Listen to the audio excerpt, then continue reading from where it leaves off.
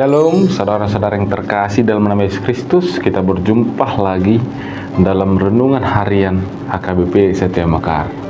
Namun sebelum kita melakukan aktivitas kita dan mendengarkan firman Tuhan, terlebih dahulu kita bersatu di dalam doa. Kita berdoa.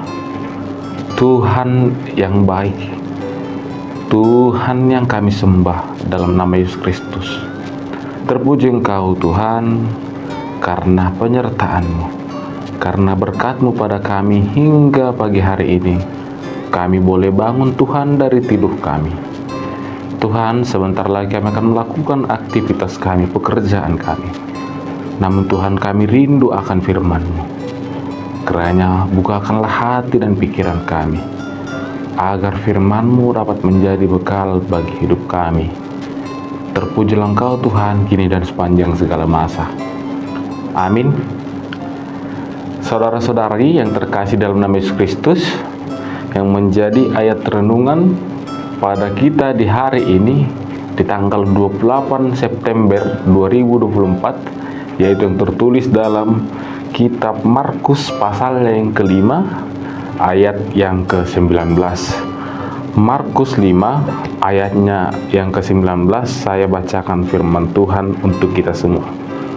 Yesus tidak memperkenankannya, tetapi ia berkata kepada orang itu, "Pulanglah ke rumahmu, kepada orang-orang sekampungmu, dan beritahukanlah kepada mereka segala sesuatu yang telah diperbuat oleh Tuhan atasmu, dan bagaimana ia telah mengasihani engkau."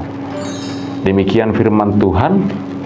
Saudaraku yang terkasih dalam nama Yesus Kristus, ketika Tuhan Yesus tiba di daerah Gerasa, ada datang seseorang yang kerasukan roh jahat dari pekuburan yang menemui Tuhan Yesus.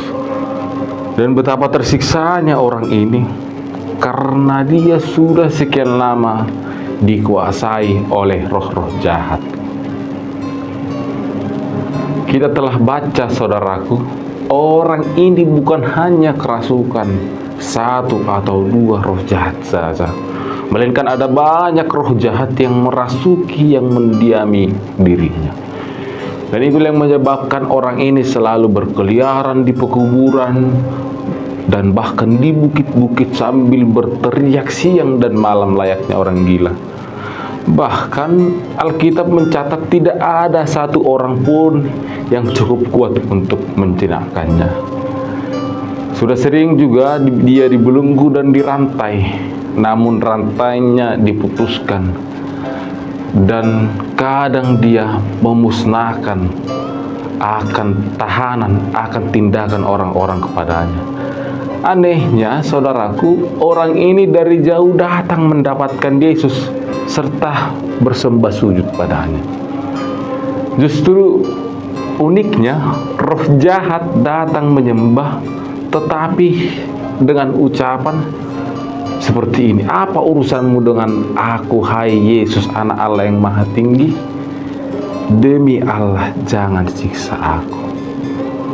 Dan ini merupakan suatu bentuk hal yang sangat luar biasa, yang dimana roh jahat pun sujud menyembah. Bukan berarti untuk perubahan, pertobatan, atau pembaruan diri di hadapan Tuhan, tetapi hanya minta agar Tuhan tidak campur tangan akan urusan roh jahat itu.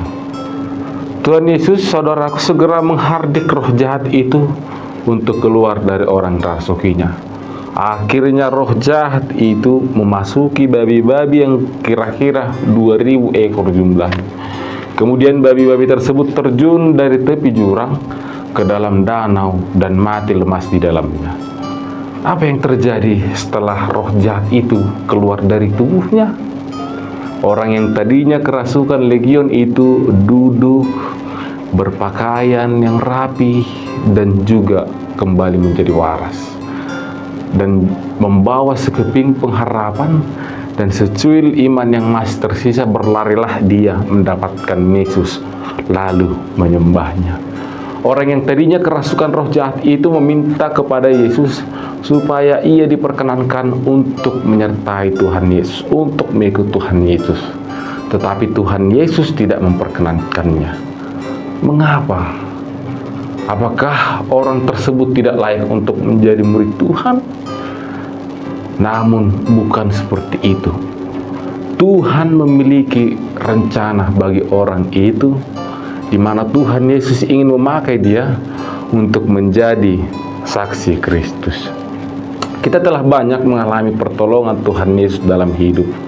Bagaimana dia telah menebus kita, menolong kita dalam kesesakan, memberkati kita, menyembuhkan kita dari sakit penyakit, memulihkan rumah tangga, keluarga, bisnis kita, melindungi dan menyertai apa yang sedang kita pergumulkan, memberikan sukacita dan damai sejahtera di antara lembaran cerita kehidupan kita. Melalui ini, saudaraku, bisa kita lihat Tuhan sungguh sangat ajaib dan berlimpah kasih setia, dan juga memberikan senantiasa kekuatan dan penghiburan kepada orang yang dalam duka cita.